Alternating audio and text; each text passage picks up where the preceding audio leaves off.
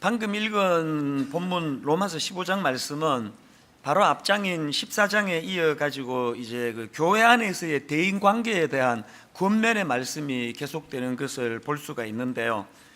저는 오늘 본문 말씀 중에서 그 1절에 나오는 이 강한 자라는 이 표현이요, 믿음이 강한 우리는 마땅히 믿음이 약한 자의 약점을 담당하고 자기를 기쁘게 하지 아니할 것이라.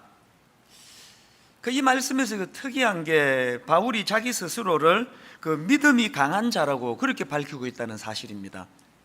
이건 나는 믿음이 좋은 사람이다, 이걸 뭐 과시하고 자랑하기 위해서 그런 게 아니고요. 지금 본문의 흐름이 그 강한 자가 약한 자를 도와야 된다, 이런 맥락으로 흐르다 보니까 나는 믿음이 강한 자이기 때문에 믿음이 연약한 이웃을 도와야 할 책임이 있다, 바로 이 책임감에 관한 말씀으로 그렇게 스스로를 표현하고 있는 것입니다. 그래서 저는 이 1절 말씀을 읽으면서 그 목회자인 저 자신도 정말 하나님 앞에서 더 강해지기를 원한다, 하나님 더 강해지기를 원합니다, 그런 마음의 소원이 일어나는 것을 경험하게 됩니다. 목회를 하다가 보면은 뭐 크고 작은 어려움 당연히 생기는 거 아닙니까? 그럴 때마다 제 마음에서 이런 악물고 구하는 게 이거예요. 하나님, 이런 어려움쯤이야 아무 문제가 되지 않는, 이런 것 때문에 흔들리지 않는 그런 강함을 허락해 주시기 원합니다. 왜 그렇게 기도할까요? 제가 강해야, 담임 목사인 제가 강하고 견고해야, 그래야 우리 젊은 목사님들을 제가 섬길 수 있고 우리 순장님들을 돌볼 수 있고 이런저런 어려움 중에 있는 성도님들을 말씀으로 제가 세울 수 있는 일을 할 수 있기 때문에 더 강해지기를 원하는 겁니다. 그래서 에베소서 3장 16절 말씀이요, 그의 영광의 풍성함을 따라 그의 성령으로 말미암아 너희 속사람을 능력으로 강건하게 하시오며, 또 디모데후서 2장 1절 내 아들아, 그러므로 너는 그리스도 예수 안에 있는 은혜 가운데 강하고.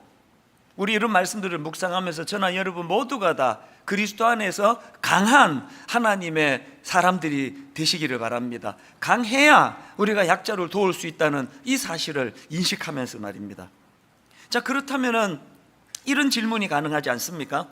아니, 오늘 본문 말씀이 강한 자라야 연약한 자들을 도울 수 있다고 말씀하시는데, 그러면 이 어떤 사람이 강한 자인가, 누가 강한 사람인가, 그런 질문을 할 수 있지 않습니까? 제가 이런 질문을 가지고 오늘 본문 말씀을 쭉 살펴보니까 오늘 본문에서 말하는 이 강한 자의 모습이 그 몇 가지로 정리되는 것을 제가 볼 수 있었는데요. 여러분, 누가 강한 자입니까? 첫째로요, 그 약한 자를 용납하고 품는 포용력이 있는 그 사람이 강한 자라는 것입니다. 1절과 2절을 연결해서 한번 들어보십시오.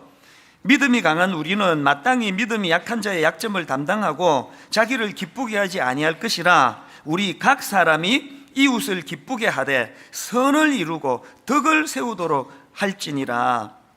제가 앞에 그 로마서 14장 설교할 때도 그런 말씀을 전했습니다만, 바울이 말하는 믿음이 강한 자는 그 율법의 전통에 매이지 않고 진리 안에서 자유함을 누리는 자. 그 당시 정황으로 말씀을 드리자면, 로마 교회의 다수를 차지하던 이방인 출신 그리스도인들, 그리고 소수이기는 하지만 율법의 전통으로부터 자유했던 유대인 그리스도인들, 이런 분들이 강한 자들이라고 그렇게 본문에서 표현이 되고 있는데요. 여기서 바울이 강조하는 포인트가 뭡니까? 아무리 믿음이 강한 자라 할지라도, 아무리 그래서 자기 생각이 옳다는 확신을 가져도, 그럼에도 불구하고 믿음 약한 자들을 그것 때문에 비판해서는 안 된다는 거예요.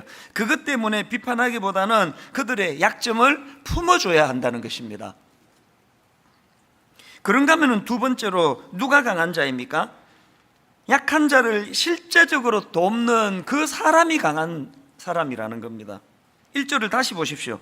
믿음이 강한 우리는 마땅히 믿음이 약한 자의 약점을 담당하고, 여기 나오는 그 담당하고라는 단어는 원어로 바스티조라는 단어인데요, 이 바스티조라는 이 단어는 나르다, 짊어지다, 이런 뜻을 가진 단어예요.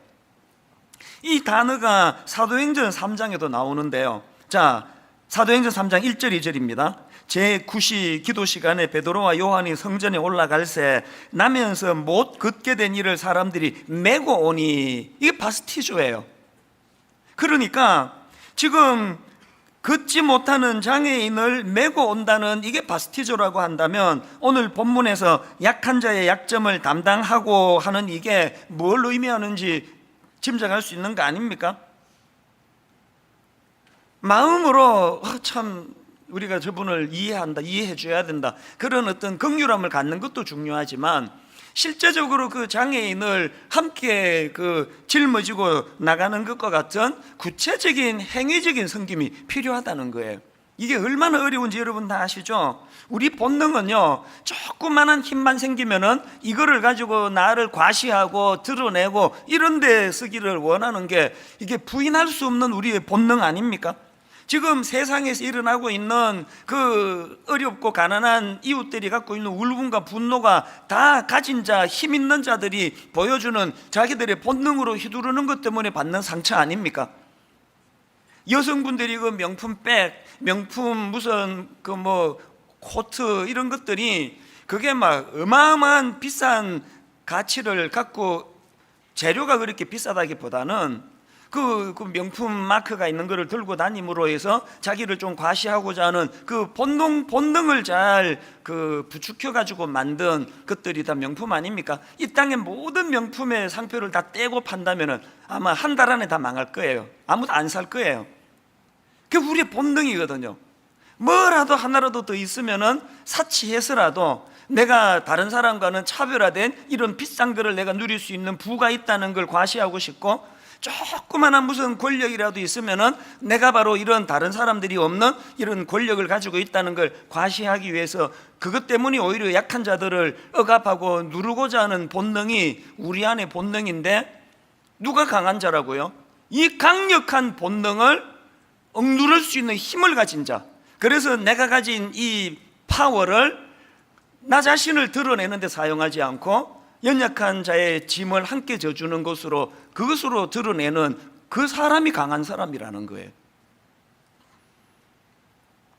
지난해 겨울에 저희들이 크리스마스 리본, 그 이웃을 위하여 우리만 크리스마스 즐길 게 아니라 우리 연약한 이웃을 위하여 함께 나누자고 했더니, 지난주에 저한테 보고를 해줬는데 그동안 꾸준히 헌금을 해주셔가지고 3억 5천만 원 정도가 헌금이 됐는데, 이걸 가지고 지역사회 40개 기관을 통해 가지고 무려 2,000명의 대상자들에게 이것이 전달이 됐다는 거예요. 이게 교회가 보여줘야 될 바스티조 아닙니까?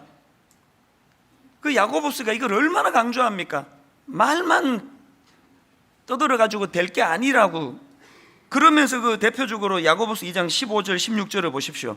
만일 형제나 자매가 헐벗고 일용할 양식이 없는데 너희 중에 누구든지 그에게 이르되 평안히 가라, 덥게 하라, 배부르게 하라 하며 그 몸에 쓸 것을 주지 아니하면 무슨 유익이 있으리요?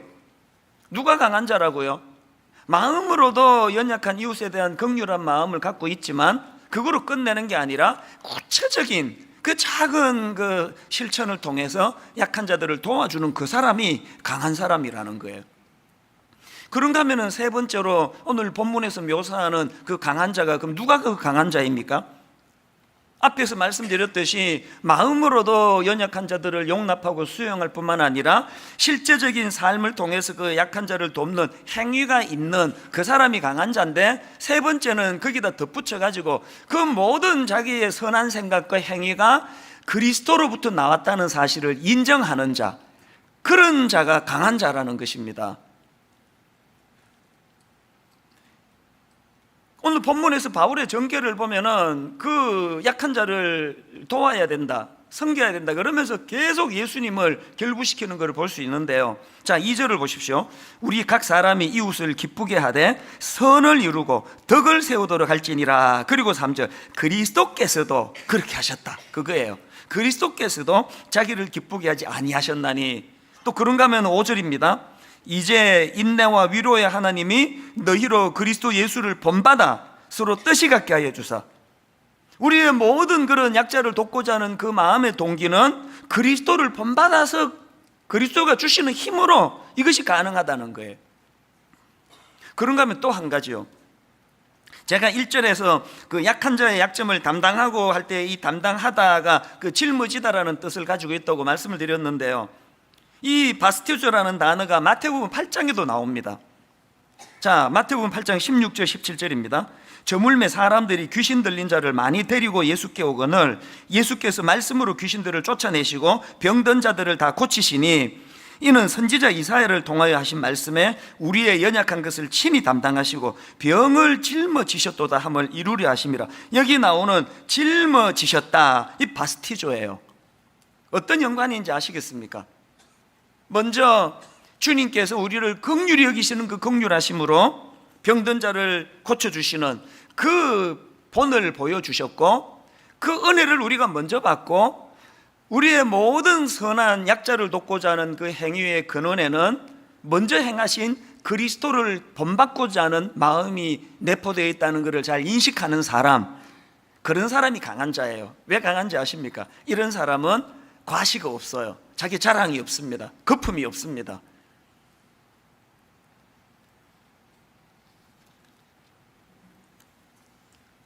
이 하나님의 은혜를 예수 그리스도의 그 작은 한 사람을 향하신 그 바스티조가 뭘 의미한지를 깨닫는 사람은요, 늘 마음에 감동이 있습니다.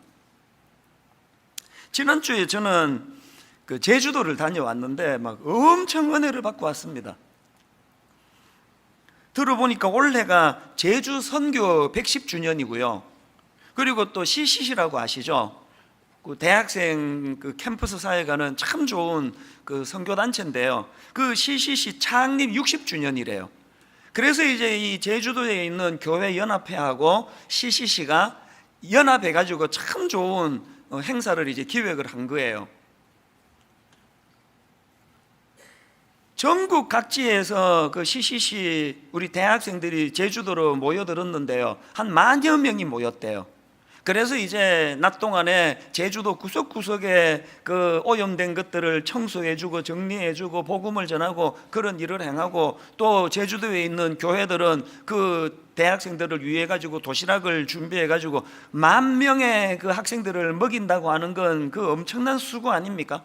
그렇게 이제 수고를 많이 하고 저녁에는 또 그 10,000명의 그 CCC 학생들하고 제주도에 있는 그 성도님들이 함께 모여가지고 집회를 하는데, 목요일 저녁에 저를 강사로 부른 겁니다.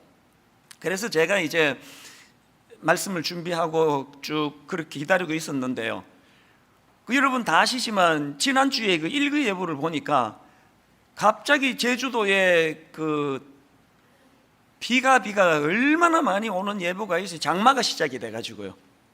그래서 제가 월요일부터 바짝 긴장해가지고 이제 일기예보를 계속 이렇게 주시를 하니까 하필 제가 말씀을 전하는 목요일 날 비가 엄청 온다는 거예요.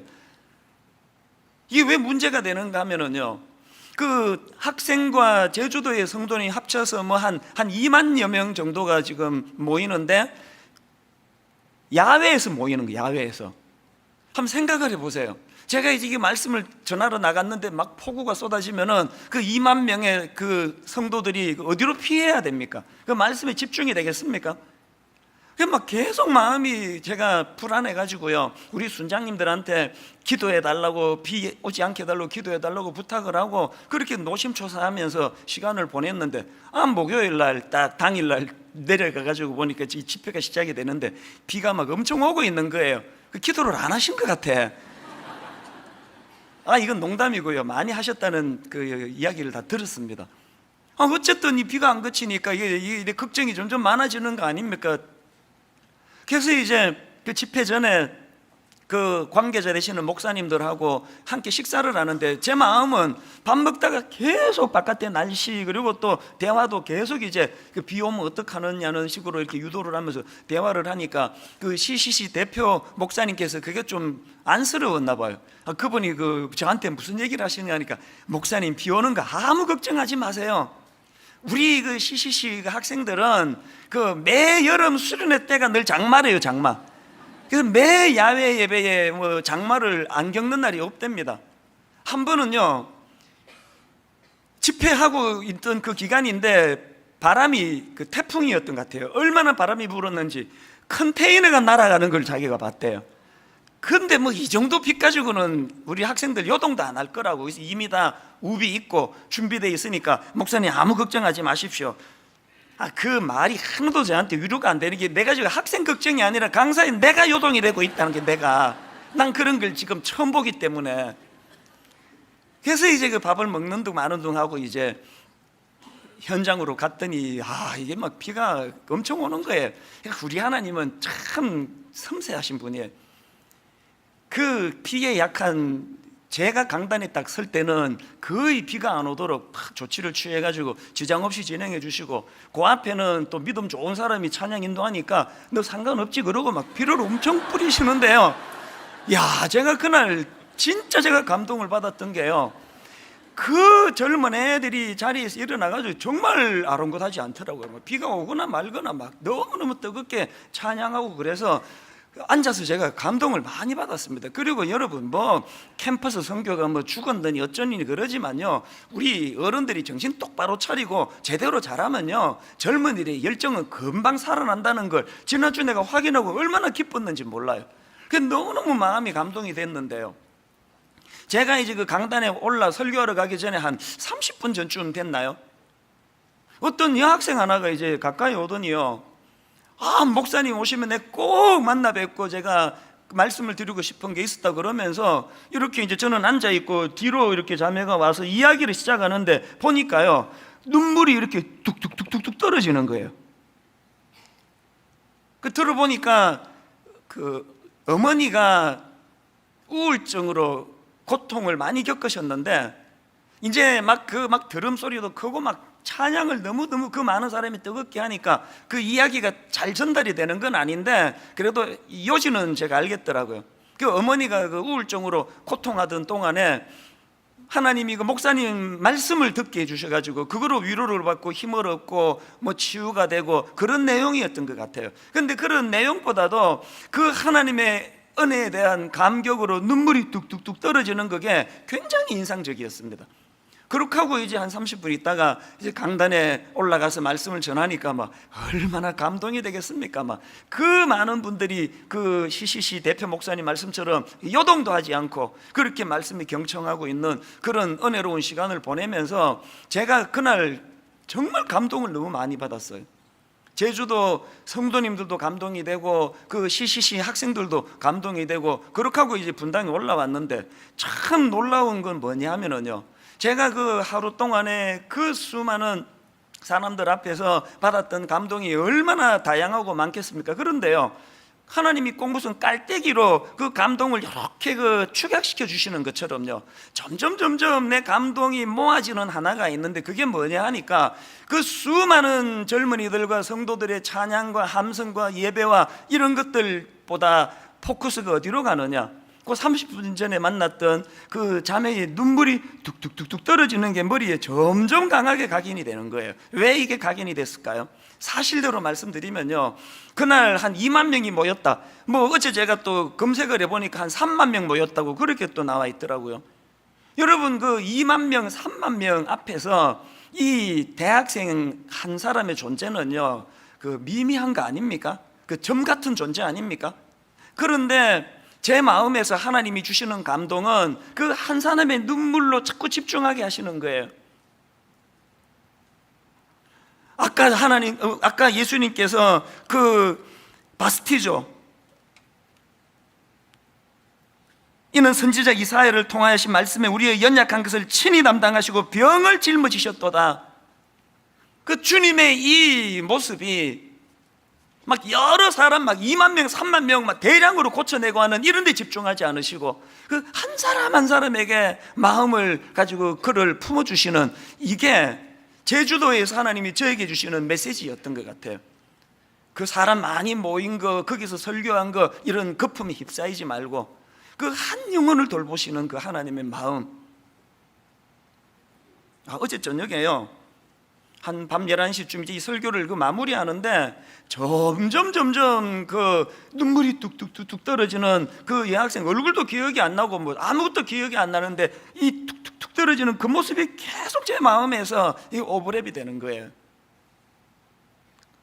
하나님은 제게 뭘 교훈하기를 원하실까요? 누가복음 13장에 보면 예수님께서 그 하나님 나라에 대해서 설명하시는데 누룩을 가지고 설명하십니다. 누가복음 13장 20절 21절을 보십시오. 또 이르시되 내가 하나님의 나라를 무엇으로 비교할까? 마치 여자가 가루 서말 속에 갖다 넣어 전부 부풀게 한 누룩과 같으니라 하셨더라. 여러분, 그 누룩은 그 빵 만들 때 그거 부풀게 하는, 밀가루를 부풀게 하는 효소라는 건 다 알고 있지 않습니까? 예수님이 왜 하나님 나라를 지금 이 누룩으로 설명할까요? 우리는 우리가 생각하는 어떤 파워, 강함, 그 우리가 하나님 앞에 구하는 거는 다 누룩이 내가 강해지는 거예요. 내가 부풀어지고 내가 부각이 되는 거예요.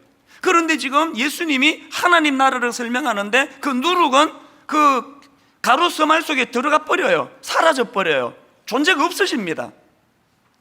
누룩 자신이 없어지고 사라지는 대신에 가루 서말을 부풀게 하는 내적인 능력이 나타나는 그곳, 그게 하나님 나라라는 거예요. 뭘 반성해야 됩니까? 우린 자꾸 은혜 받아가지고 내가 강해지기 원합니다. 내가 강함이 드러나기 원합니다.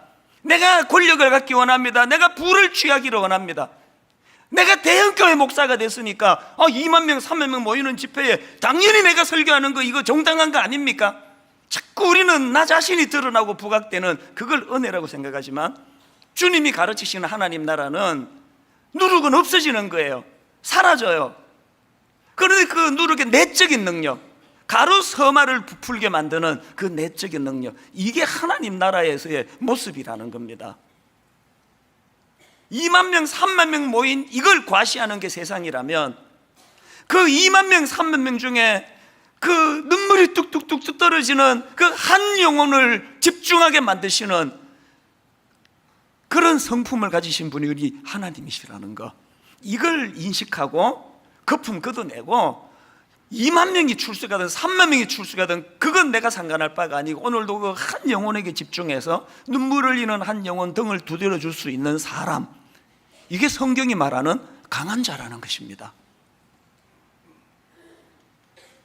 이런 점에서 저는 사도 바울이 참 존경스러운데요, 고린도전서 9장에 보면은 바울의 고백이 진짜 눈물겹습니다. 고린도전서 9장 19절부터 23절까지 이 바울의 심정을 좀 느끼면서 천천히 읽어드릴 텐데 한번 느껴보십시오. 바울이 이렇게 고백합니다.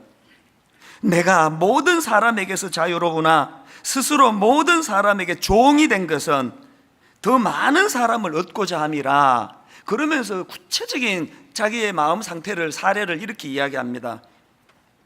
20절부터예요. 유대인들에게 내가 유대인과 같이 된 것은 유대인들을 얻고자 함이요, 율법 아래에 있는 자들에게는 내가 율법 아래에 있지 아니하나 율법 아래에 있는 자 같이 된 것은 율법 아래에 있는 자들을 얻고자 하며, 율법 없는 자에게는 내가 하나님께는 율법 없는 자가 아니요 도리어 그리스도의 율법 아래에 있는 자이나 율법 없는 자와 같이 된 것은 율법 없는 자들을 얻고자 함이라. 약한 자들에게 내가 약한 자와 같이 된 것은 약한 자들을 얻고자 하며, 내가 여러 사람에게 여러 모습이 된 것은 아무쪼록 몇 사람이라도 구원하고자 함이니 내가 복음을 위하여 모든 것을 행함은 복음에 참여하고자 함이라. 세상은요 이런 사람을 제일 싫어해요.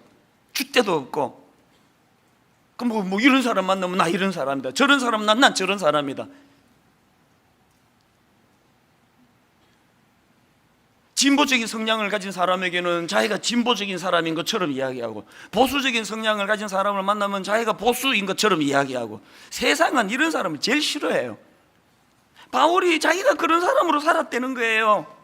유대인을 만날 때는 내가 유대인으로서 율법을 강조하는 사람에게 난 그로부터 자유했지만 나 역시도 율법을 중요하게 여기는 사람처럼 그렇게 대했다.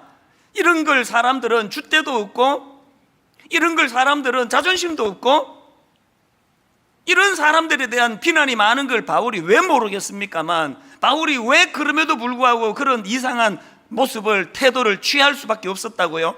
본인이 고백하지 않습니까? 내가 여러 사람에게 여러 모습이 된 것은 아무쪼록 몇 사람이라도 구원하고자 함이니. 아까 본인이 말했잖아요. 난 그리스도 안에서 강한 사람이라고. 강한 사람이 취해야 될 모습이 이런 거라는 겁니다. 오늘 여러분 교회 안에서 자기가 강하다고 생각하는 사람들이 갖고 있는 잘못된 게 뭐예요 지금? 자기의 강함을 드러내고 너도 나처럼 이렇게 따라와라, 나랑 같은 편 하는 게 좋을걸 신상에. 오늘 우리가 갖고 있는 정말 고쳐야 되는 생각들은요, 우리는 누룩이에요. 하나님 나라에 없어지는 거예요. 자존심도 없고요.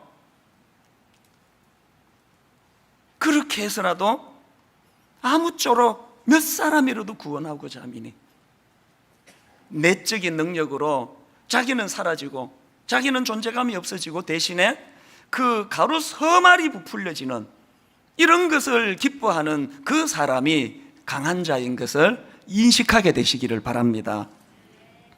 본문에서 제가 이런 깨달음을 얻었고요. 그런가 하면은 오늘 본문에서 주목해야 될 말씀이 하나 더 있습니다. 7절인데요.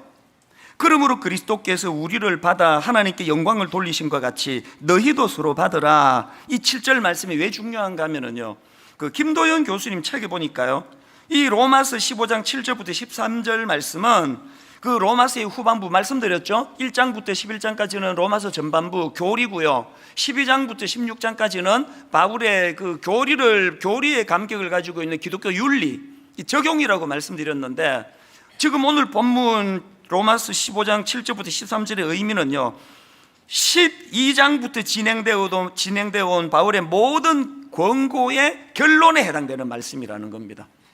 또 심지어는 이 본문 말씀은 로마서 1장부터 전개되어 온 모든 논리의 결론에 해당된다고 보는 견해가 있을 만큼 중요한 말씀인데, 그 중에서 7절은요, 이 7절부터 13절 중에서의 핵심 구절이 핵심 구절. 자, 그런 의미로 다시 한번 보시겠습니까? 7절을요.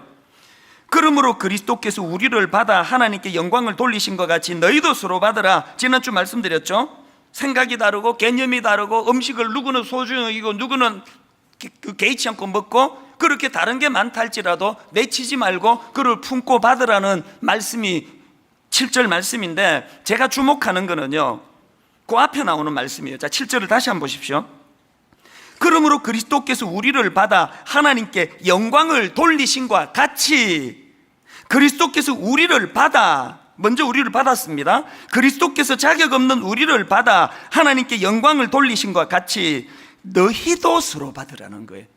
내가 나랑 생각이 다르고 개념이 다른 사람을 받아들일 수 있는, 그를 용납할 수 있는 근거가 먼저 자격 없는 나를 거두어 주신 하나님의 은혜에 대한 감격의 회복으로부터 나온다는 거예요. 그러면서 이제 본문의 쭉 전개가 7절 다음에 8절을 보십시오. 내가 말하노니 그리스도께서 하나님의 진실하심을 위하여 할례의 추종자가 되셨으니 이는 조상들에게 주신 약속들을 견고하게 하시고, 이거는 주님이 유대인들을 받아주셨다는 그 내용의 말씀이고요. 그 다음 9절, 이방인들도 그 긍휼하심으로 말미암아 하나님께 영광을 돌리게 하심이라. 여기에는 이방인들도 받아주셨다는 말씀이에요. 그리고는 9절 하반절부터 12절까지 해서 유대인과 이방인들이 함께 하나님을 찬양하는 그런 모습으로 쭉 말씀이 전개되고 있는데, 저는 이 말씀들을 보면서 히브리서 4장 15절이요, 우리에게 있는 대제사장은 우리의 연약함을 동정하지 못하시리가 아니요. 그리고 바로 그 앞에 14절에 보니까 그러므로 우리에게 큰 대제사장이 계시니, 예수 그리스도를 지금 대제사장으로 묘사하고 있는 거 아닙니까?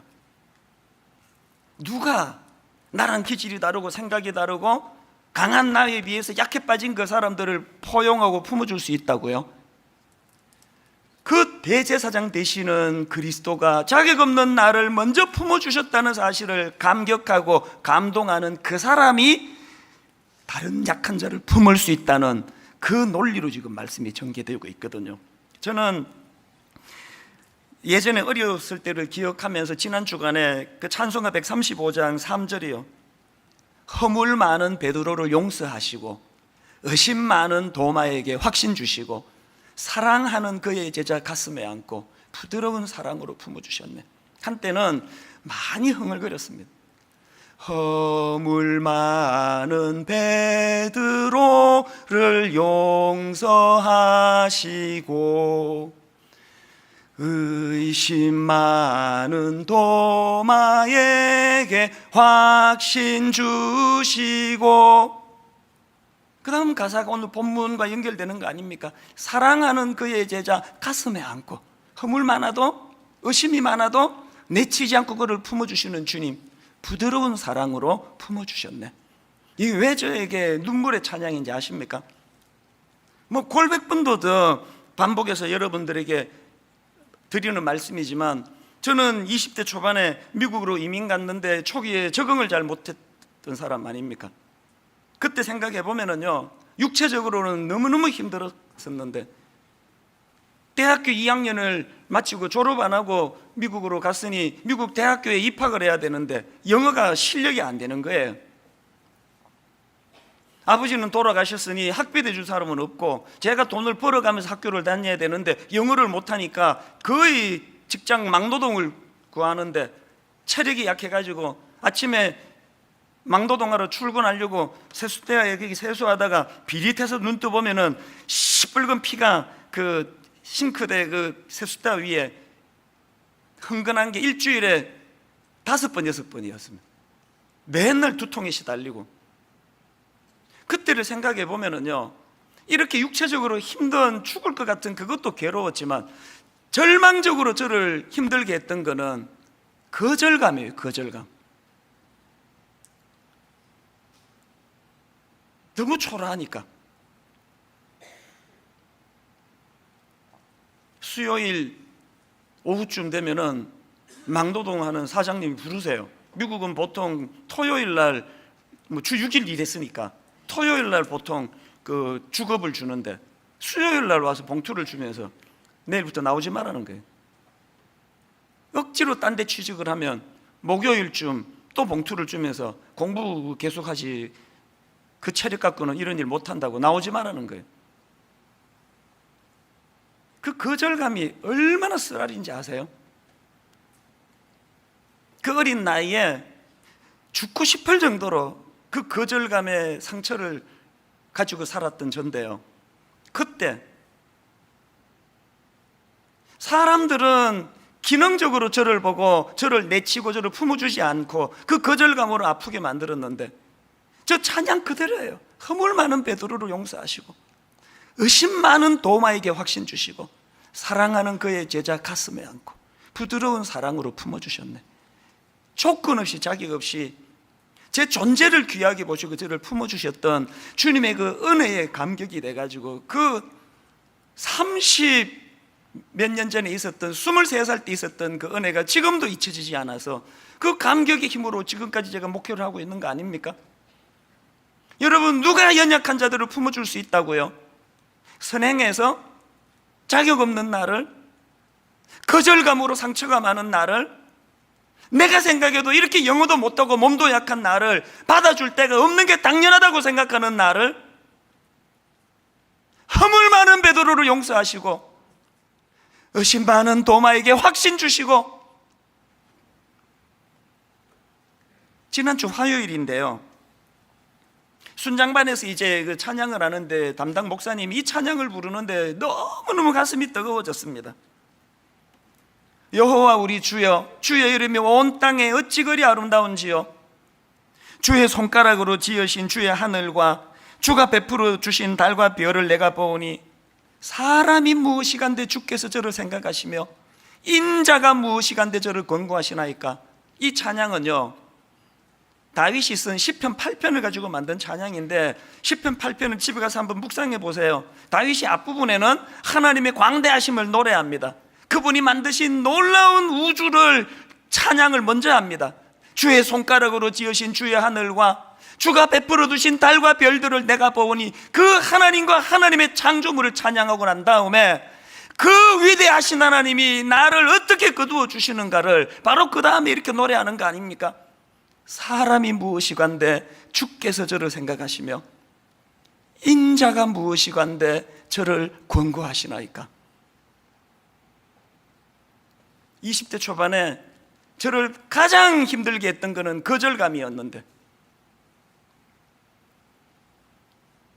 우주를 창조하신 그 하나님이 이런 나 같은 것을 조건 없이 거두어 주시는 그 은혜를 제가 경험하고, 그 은혜의 감격이 살아날 때마다 다소 저를 힘들게 하는 어떤 성도가 있다 할지라도, 저에 대하여 모함하고 다니는 어떤 사람이 있다 할지라도, 그런 사람조차도 품어내려고 애를 쓰게 만드는 모든 원동력은 이 감격이 살아날 때에만 가능하더라고요.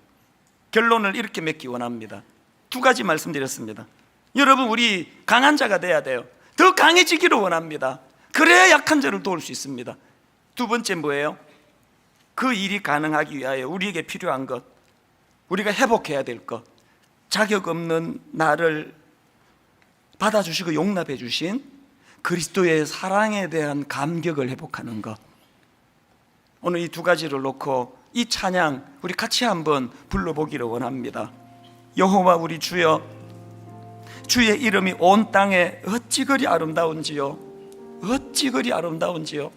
여러분이 시편 8편의 흐름과 줄거리를 머리로 그리시면서 우리 한번 같이 찬양을 불러보기 원합니다. 이렇게 찬양하기 원합니다. 여호와 우리 주여, 주의 이름이 온 땅에, 여호와 우리 주여, 주의 이름이 온 땅에 어찌 그리 아름다운지요, 어찌 그리 아름다운지요, 여호와 우리 주여, 여호와 우리 주여, 주의 이름이 온 땅에 어찌 그리 아름다운지요, 어찌 그리 아름다운지요. 하나님의 광대하심을 이렇게 노래합니다. 주의 손가락으로 지으신 주의 하늘과, 손가락으로 지으신 주의 하늘과, 주가 베풀어 두신 달과 별 내가 보니, 베풀어 두신 달과 별. 여러분, 그 광대하신 하나님이 나같이 초라한 인생을 거두어 주시는데 사람이 무엇이 관대, 주께서 저를 생각하시며 인자가 무엇이 관대, 저를 권고하시나이까. 여호와 우리 주여,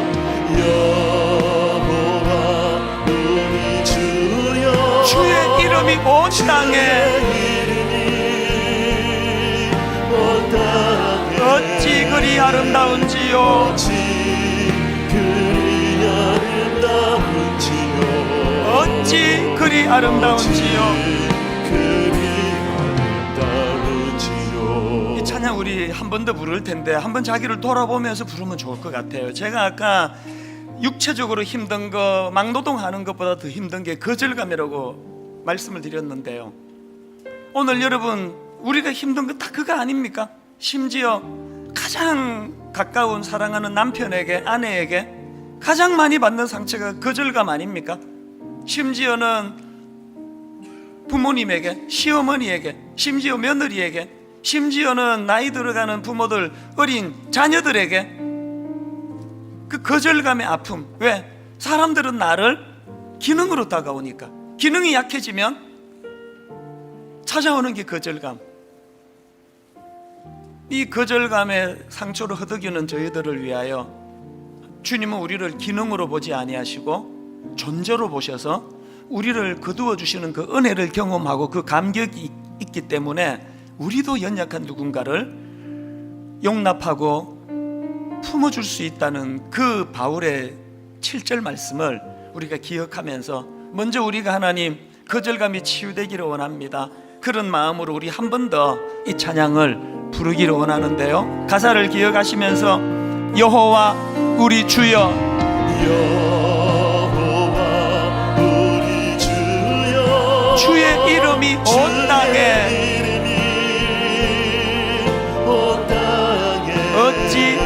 아름다운지요. 어찌 그리 아름다운지요. 하나님의 광대하심을 노래합니다. 여호와 우리 주여,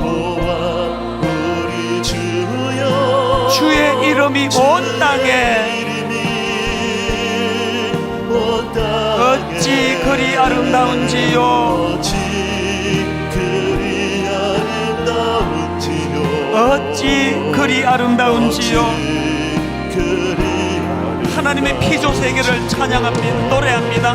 주의 손가락으로 지으신 주의 하늘과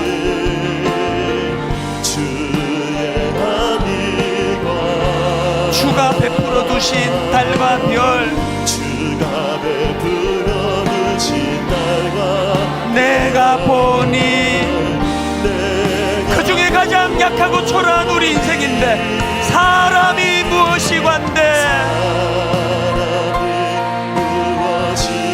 주께서 저를 생각하시며 인자가 무엇이관대 저를 권고하시나이까. 여호와 우리 주여,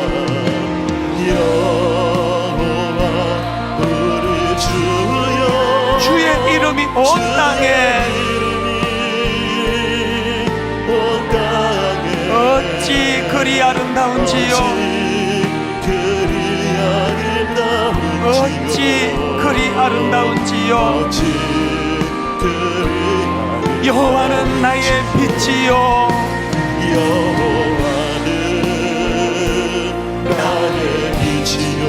여호와는 나의 구원이시니 내가 누구를 두려워하리요. 여호와는 생명의 피난처시니 주의 인자가 생명보다 나음으로 내 입술이 여호와를 찬양하니 내 평생에 주를 찬양하며 주의 이름으로 내 손 들리라. 하나님이시여, 하나님이시여, 그분이 누구의 하나님이시여? 주는 나의 하나님이시로다. 나의 몸과 마음 주를 갈망하며 이제 내가 주께 고백하는 마음, 여호와는 나의 빛이요,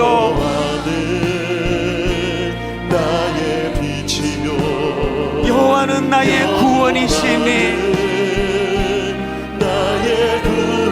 내가 누구를 두려워하리요. 여러분 이렇게 한번 선포하지 않으시겠습니까? 여호와는 생명의 피난처시니 주의 인자가 생명보다 나음으로 내 입술이 여호와를 찬양하니 내 평생에 주를 찬양하며 주의 이름으로 내 손 들리라. 우리 다 자리에서 일어나셔서 여호와는 나의 빛이요, 여호와는 나의 구원이시니 내가 누구를 두려워하리요. 여호와는 생명의 피난처시니 주의 인자가 생명보다 나음으로 내 입술이 여호와를 찬양하니 내 평생에 주를 찬양하며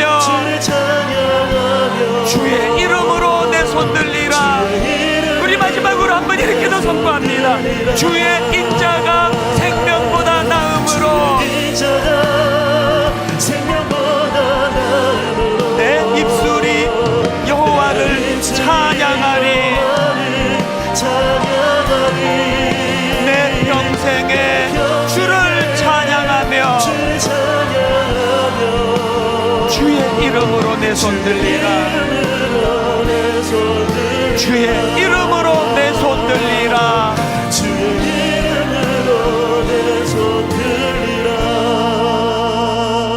두 가지 놓고 기도하기 원합니다. 하나님, 강한 자가 되고 싶습니다. 강한 자가 되기를 원합니다. 어지간한 상처에는 흔들리지 않는 강한 자가 되기 원하는데, 아버지, 제가 강한 자가 되어 연약한 자의 짐을 함께 져주기를 원합니다. 두 번째 제목이 뭘까요? 아버지, 그 일이 가능하기 위하여 자격 없는 나를 조건 없이 거두어 주신 그 은혜에 대한 감격이 회복되기를 원합니다.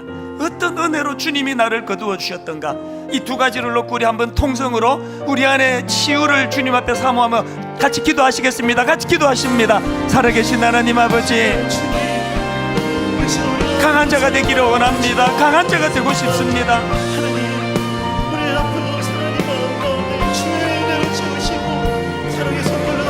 상처가 되지 아니하고 아픔이 내면에 뿌리 내리지 않는 강한 자가 되고 싶습니다. 하나님, 그 일이 가능하기 위하여 나 같은 그 자격 없는 나, 사람들도 기능적으로 나를 용납하지 않는 아픔을 갖고 있는 우리를 어떤 사랑으로 조건 없이 우리를 용납해 주시고 수용해 주시고 받아주셨던가에 대한 그 감격이 회복되기를 원합니다. 아버지, 그 은혜의 자리로 하나님 저희들을 인도하여 주시옵소서.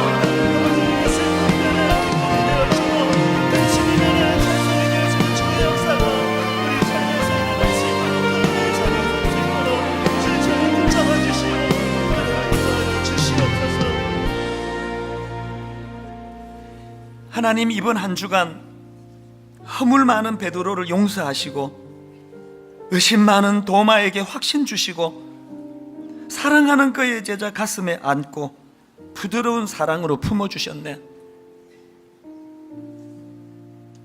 자격 없는 제자들을, 자격 없는 저희들을 품어주시는 그 주님의 받아주심의 은혜를 저희들이 다시 한번 그 감격을 회복하고 그 감격의 힘으로 우리도 아버지 강한 자가 되어 연약한 자들을 품어주고 용납할 뿐만 아니라 그들의 짐을 함께 져주는 하나님이 기뻐하시는, 주님이 말씀하시는 그 강한 자가 되도록 이번 한 주간 인도하여 주시옵소서.